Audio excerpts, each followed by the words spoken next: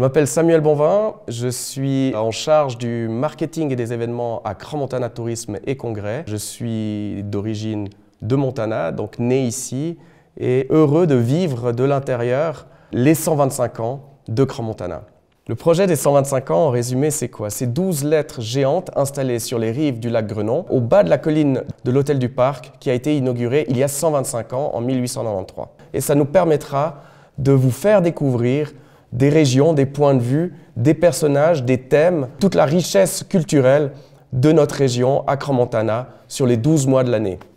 Je m'appelle Sylvie Doriot-Gallofaro, je suis historienne de l'art et ethnologue, mais aussi enseignante d'histoire et de géographie et d'allemand au centre scolaire de Crans-Montana. Et puis j'ai écrit 2 livres sur Crans-Montana, Un siècle de tourisme à Crans-Montana, puis maintenant une histoire culturelle de Crans-Montana. C'est donc ça qui va m'inspirer pour parler aujourd'hui. Pour moi, Crans-Montana, je trouve que c'est une histoire qui est fantastique parce que c'est une histoire de pionniers avant-gardistes qui ont osé aller de l'avant. Il faut s'imaginer qu'à Crans-Montana, il n'y avait rien.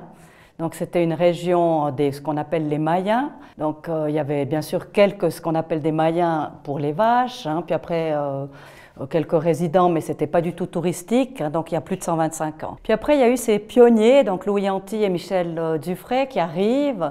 On raconte que c'était suite à une partie de chasse qu'ils découvrent le lieu, puis ils s'arrêtent à cause des lacs, ils disent que c'est tellement fantastique, qu'ils veulent construire le premier hôtel, l'hôtel du Parc, construit en 1890, ouvert en 1892, mais inauguré en 1893, donc c'est la raison pour laquelle on fête ces 125 ans. Enfin, c'était quand même courageux, hein, il fallait amener tout le matériel à dos de mulet, traverser tous les villages et puis construire un hôtel. Bon, eux-mêmes avaient quand même été aussi travaillé dans des hôtels en France. Et puis Michel Dufray aussi avait été jusque chez le tsar de Russie et puis après encore en Angleterre. Donc c'était quand même des gens qui étaient partis. Et ils avaient peut-être aussi l'idée du tourisme dès le départ. Et ça, je trouve quand même assez extraordinaire d'avoir osé construire ce premier hôtel avec rien. Et puis, quelques années plus tard, en 1896, on a un troisième, le docteur Théodore Stéphanie, qui lui alors est genevois, médecin, phtisiologue, c'est-à-dire qui s'occupe des poumons. Donc la tuberculose, il y a très peu qui travaillent dans ce domaine, surtout que la tuberculose était contagieuse. Et lui, il travaillait à Lézin.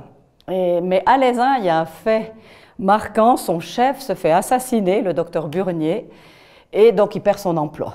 Suite à ça, donc il vient à Montana, alors ça je ne sais pas exactement comment il arrive à découvrir, parce qu'il n'y a encore rien à ce moment-là, par cet hôtel du Parc, enfin il va à l'hôtel du Parc. Et puis, alors après, donc ça c'est Pascal Turc qui raconte un médecin un peu fou qui arrive et il se téléphone pour dire il y a un médecin fou qui arrive.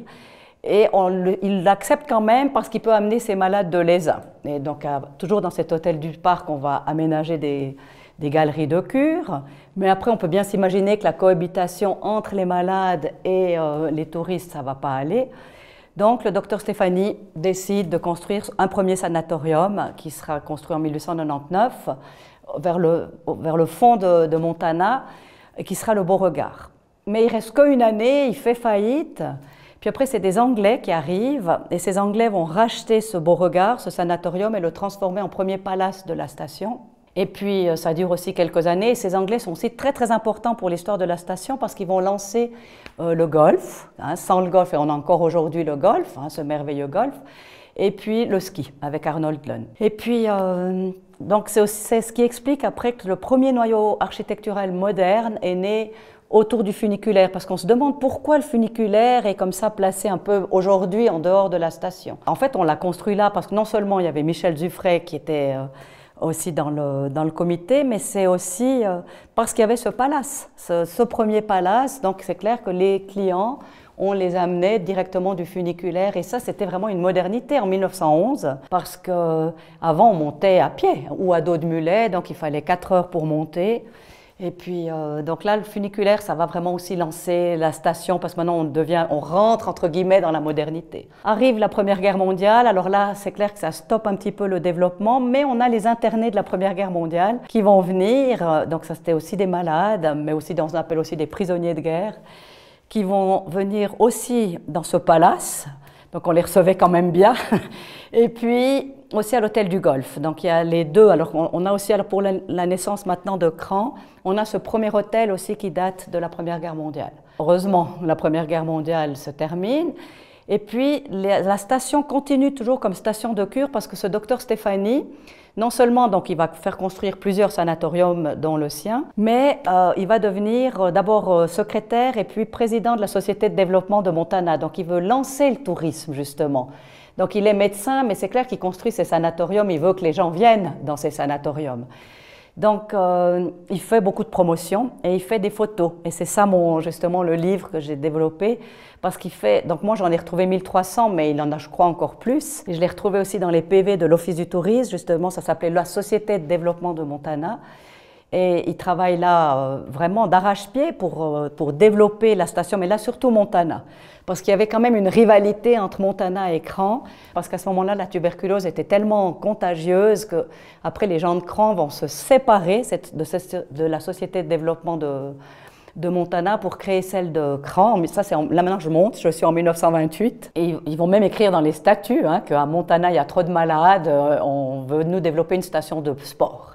Chic. Mais à Montana, c'est pas qu'ils n'étaient pas chics, parce que le docteur Stéphanie, j'ai retrouvé des photos de ses clients, parce qu'il avait aussi des clients qui étaient aussi très très chics, et il développe aussi le tennis. Mais enfin, il y a un petit peu maintenant cette scission entre les deux stations, quoique Cran n'était pas encore trop développé en 1928. Puis après, moi, ce qui m'a intéressé, c'est qu'il a fait venir justement des artistes incroyables, dont Ferdinand Hodler. Bon, maintenant j'ai passé les années, mais alors je reviens en arrière. Il arrive en 1915 et il meurt en 1918. Cette année, on fête le centenaire de sa mort un petit peu partout. Et donc, on a la chance d'avoir Ferdinand Hodler qui vient faire toute une série de peintures et que j'ai essayé d'identifier avec ces photos du docteur Stéphanie pour retrouver les points de vue parce qu'ils s'appellent tous lacs de Montana. Et puis, en fait, il fait bien sûr les lacs de Montana, mais malgré qu'on est du pays, c'est difficile de retrouver de quel lac il s'agit. Alors, il fait comme une sorte d'énorme panorama de Crans-Montana. Et c'est vrai que le panorama, ça va être, dès le départ, l'atout touristique. Ce qu'aujourd'hui, on développe toujours avec vous, avec l'Office du tourisme, Crans-Montana Tourisme. Mais le docteur Stéphanie le disait déjà, après Hodler le peint, puis après il y aura encore Henri-Édouard Bercher qui va faire un panorama de Montana-Vermala qui sera affiché à la gare de Berne. Donc dans les années 20, 30, on disait de Montana que c'était la perle des Alpes. Donc c'était quand même déjà réputé. Et puis après, donc, bien sûr, il y a la crise de 29, elle va arriver seulement en 36, avant. Alors là, de nouveau, il y a des faillites, il y a des hôtels qui ferment, dont le Palace, qui avait été entre-temps transformé en hôtel Bellevue. Mais il va y avoir après les cliniques. Donc on aura toujours ce statut médical qui va être développé avec ces cliniques d'altitude. Et ce palace va devenir la clinique bernoise. Et donc de nouveau, ça repart. Donc après, les années 50, c'est vraiment les années de croissance. Alors certains ont dit anarchique, parce que c'est là qu'on a tellement développé. Les années 60, c'est un petit peu les années de boom aussi où on a Jacqueline Kennedy qui vient, Gilbert Bécaud, enfin un petit peu tout le showbiz qui découvre Crans-Montana. Et on a Boubi Rombaldi qui est justement le professeur de ski de tous ces artistes. Et alors là, c'est Cran aussi, c'est plus seulement Montana. Montana, entre-temps, a perdu son statut de cure puisqu'en 1947, on a trouvé enfin, ça s'appelle la streptomycine, c'est un médicament pour soigner la tuberculose, la pénicilline. Donc après, on n'a plus peur de la tuberculose. Et il va y avoir quand même après des rapprochements entre Montana et Cran, et c'est surtout les hôteliers, la Société des hôteliers qui va faire beaucoup de réunions pour organiser le sport. Alors là, on avait le bob, il y avait des courses de bob. Bon, après, comme il y avait quand même la rivalité, on avait la piste de Montana et la piste de Cran. Puis après, dans les télécabines aussi. Donc, s'il y a une télécabine à Montana, on va aussi construire à Cran. Mais enfin, on était souvent les premiers. On va avoir le premier ski lift en 1936, parce que Davos, je crois que c'est 1937. Mais enfin, c'est quand même les mêmes années. Et puis après, dans la Deuxième Guerre mondiale, malgré la guerre, on développe encore des remontées mécaniques. Enfin, c'est ça qui va être important. Et puis, bien sûr que la station se développe aussi. Alors, c'est là où on a pu un petit peu critiquer cet urbanisme, un petit peu peut-être exagéré pour certains. On a pensé qu'il n'y avait plus vraiment de fil conducteur dans cette croissance très, très importante donc, de la station. Puis après, on va justement avoir un règlement des constructions, on va se mettre aussi d'accord les 6 communes, parce que c'était aussi difficile, comme il n'y avait pas la commune de Crans-Montana. Chaque commune gérait son propre territoire. On a peut-être oublié de la gérer de manière horizontale, on l'a plus gérée de manière verticale, selon les limites communales qui vont, c'est vrai, du Rhône à la Plaine Morte, mais peut-être qu'on a pris un petit peu conscience un peu tard de développer de manière un petit peu la station aussi. Puis après les années 80, ça peut être ressemblant à maintenant, en route vers les Jeux Olympiques. Les années 80, c'était en route vers les championnats du monde. Et ces championnats du monde ont vraiment marqué le nom Crans-Montana, parce qu'avant on appelait Montana, Montana-Crans, Montana-Vermala, donc on changeait tout le temps les noms, puis avec tout le marketing qu'il y a eu autour des championnats du monde, on s'est mis d'accord maintenant d'appeler la station Crans-Montana. Je m'appelle Martial Camerzin, je suis président de la commune d'Icogne et président de l'association des communes de Crans-Montana. Je remercie déjà toute l'équipe, les collaboratrices et collaborateurs de Crans-Montana Tourisme pour le travail qu'ils vont effectuer tout au long de cette année. Et je tiens à dire également que les communes sont partie prenante de cette initiative. Je souhaite que cette année d'anniversaire soit enrichissante pour toute la station et tous les environs.